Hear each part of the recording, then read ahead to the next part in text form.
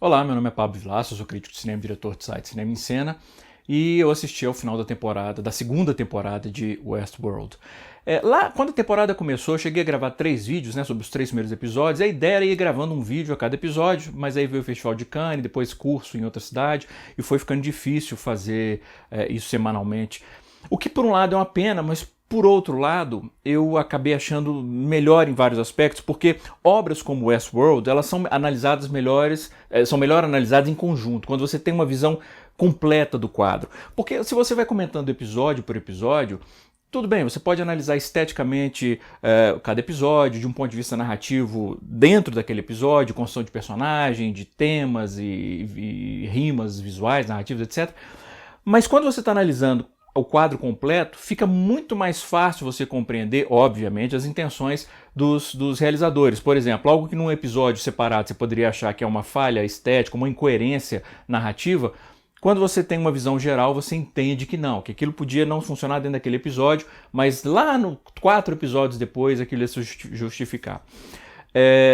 A primeira temporada, existem algumas diferenças grandes entre a primeira e a segunda temporada de Westworld. A primeira, e eu não estou falando nem da história, né? Que a primeira temporada basicamente são os robôs ganhando consciência e percebendo que eles na verdade são vítimas de uma brutalidade, uma tortura contínua por prazer humano. A segunda é a insurreição desses robôs e a tentativa de recuperar o controle por parte dos humanos. Então, do ponto de vista de história, obviamente é diferente porque a história continua.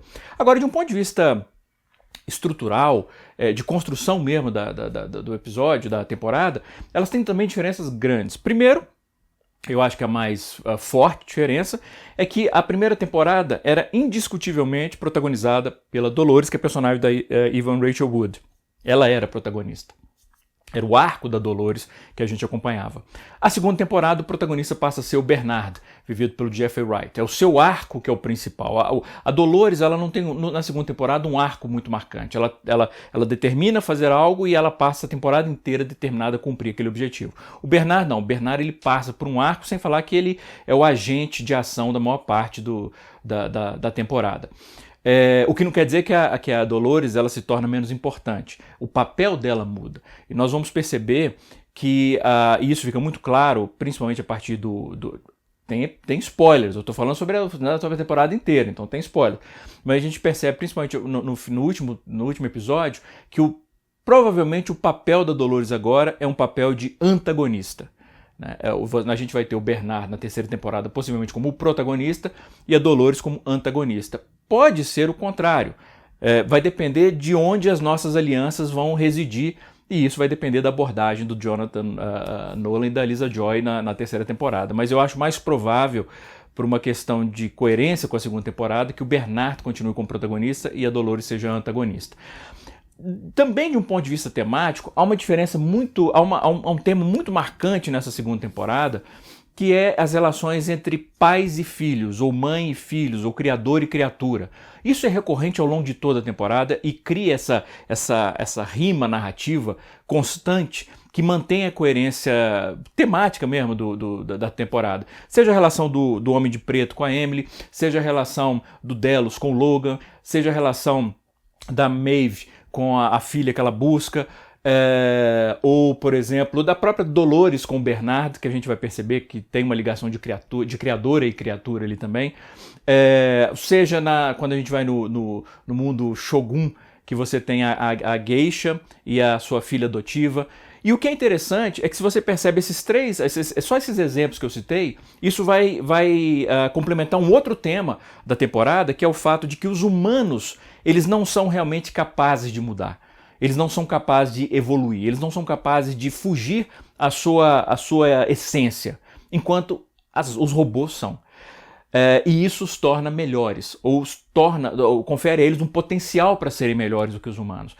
Se você pegar Maeve, com amor irrestrito pela filha, se sacrificando pela filha, a Geisha, eu vou escrever também sobre a temporada, e aí eu vou citar os nomes dos personagens, mas agora está me escapando. Com a sua filha adotiva, disposta a sacrificar por ela. A própria Dolores em relação ao Bernard, que ela poderia puni-lo, destruí-lo, e não, ela não tem coragem de fazer isso. E se você compara isso com o Logan, e o Delos e o Logan, o Homem de Preto com a Emily, você percebe que as relações dos humanos com as suas criações são destrutivas.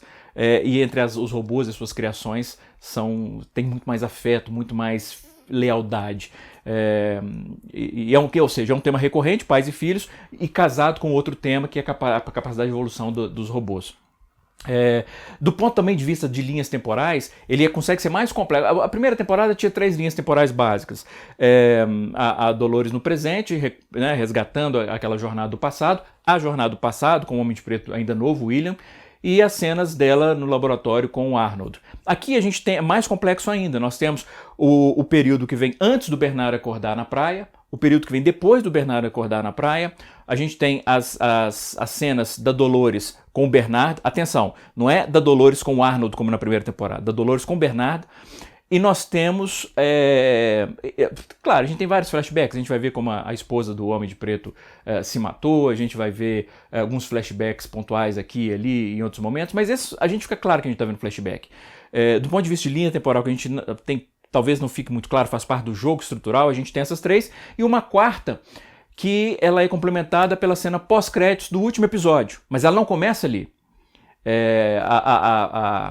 Interessante isso, porque eu vi no Twitter alguns comentários, gente, introduziram uma quarta linha temporal depois do... Não, aquela linha temporal começa antes do episódio acabar. Aquela quarta linha temporal começa no momento em que o Homem de Preto se levanta, faz a bandagem na mão e entra no elevador. Aquilo não acontece de fato. Eu acho que isso fica engraçado, eu não sei. Para mim ficou muito claro, eu acho que se reassistir você vai perceber isso também. A partir daquele momento, nós estamos vendo uma simulação como aquela feita com o Delos repetidas vezes que a gente viu lá no meio da temporada. A jornada dele na realidade termina ali, quando ele está caído no chão, desmaiado, e ele vai ser resgatado no final do episódio.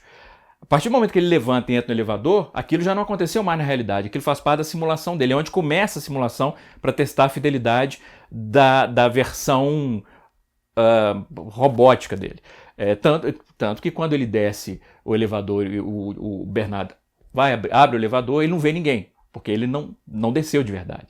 Então essa quarta linha temporal, que se passa muito no futuro, ela indica o caminho, claro, que a terceira temporada deve tomar, que é de niilismo, destruição absoluta.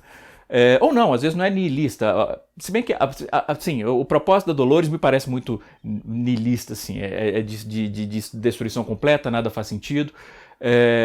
Não sei como vai ser equilibrado isso pelo Bernard, mas eu gostei demais da segunda temporada, especialmente de um episódio, que é um episódio que, engraçado, quando ele começou, eu fiquei frustrado porque o episódio anterior tinha deixado uma reviravolta e eu estava esperando o episódio da semana seguinte, aí nós vamos acompanhar a história do...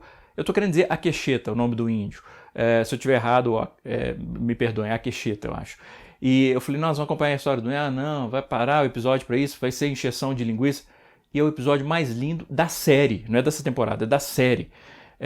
E mostra, aquele episódio ele mostra por que a gente deve importar mais com os robôs do que com os humanos, que afinal de contas está se revelando o centro de Westworld.